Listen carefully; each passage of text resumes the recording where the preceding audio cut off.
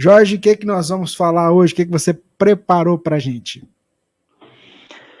Estive pensando esta semana, Rubens, numa coisa que é muito comum dentro do nosso movimento espírita, que é o momento no qual nós descobrimos os princípios que o Espiritismo possui.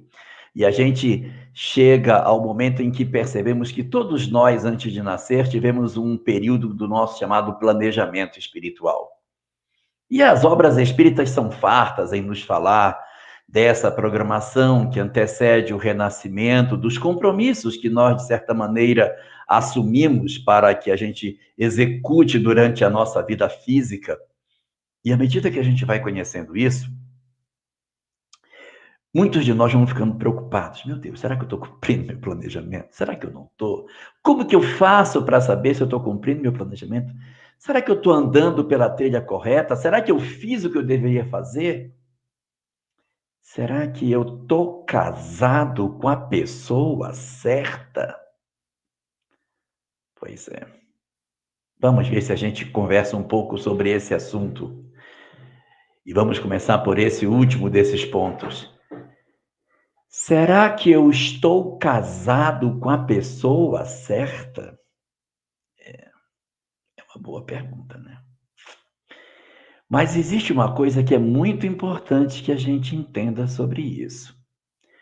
É que todas essas coisas que estão previstas no nosso planejamento, elas não são, na verdade, o aspecto essencial do nosso planejamento espiritual. Eu vou repetir. Tudo isso que a gente fala que é o nosso planejamento, na verdade, não é o essencial dele. Assim, você tem que casar com fulano, você tem que ter esses filhos, você tem que exercer determinada atividade. Isso tudo, na verdade, é importante. Isso é importante, mas não é essencial. Essencial é aquilo que não pode faltar. Então, assim, o casamento, ele é importante. Por quê? Porque os espíritos entenderam que essa seria uma boa forma de nós alcançarmos o que é essencial. Os filhos são importantes porque entendeu-se que é uma boa forma de alcançar o essencial. A profissão também é importante porque ela é uma boa forma da gente atingir o essencial. Mas nem o casamento com aquela pessoa, nem os filhos são o essencial para o planejamento. O essencial é o amor.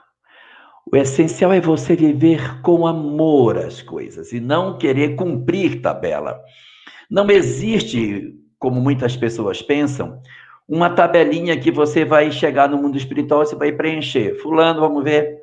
Casou com fulana? Casei, beleza, acertou. Dois filhos, beleza. Profissão, ok, beleza. Isso não funciona desse jeito.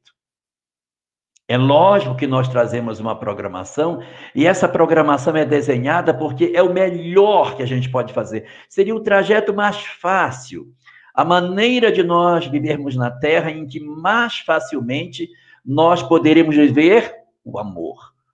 A rota, na verdade, é viver o amor. E por que eu tenho que estar casado com fulano? Porque essa experiência com aquela pessoa é a melhor estratégia para você viver o amor pelas histórias que você vai ter com esse indivíduo.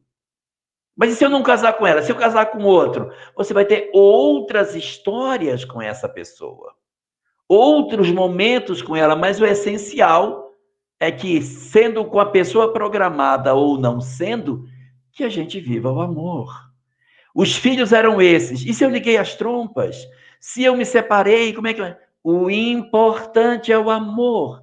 De que adianta você ter todos os filhos e viver o tempo todo de mal com eles, odiando-se reciprocamente? Não faz sentido. Planejamento espiritual, portanto, se cumpre quando se ama. Quando não se ama, a gente não executou o âmago do planejamento que estava previsto. Então, resumidamente, com relação a tudo isso que estamos falando, ao invés de perguntarmos, será que eu estou casado com a pessoa certa? perguntemos a nós mesmos: será que eu estou casado certo com a pessoa? Porque mais importante do que você estar casado com a pessoa certa é você estar certo na sua maneira de lidar, oferecendo amor em todas as circunstâncias. Porque mesmo que a gente tenha pego um equívoco na rota, o amor resolve a multidão dos pecados.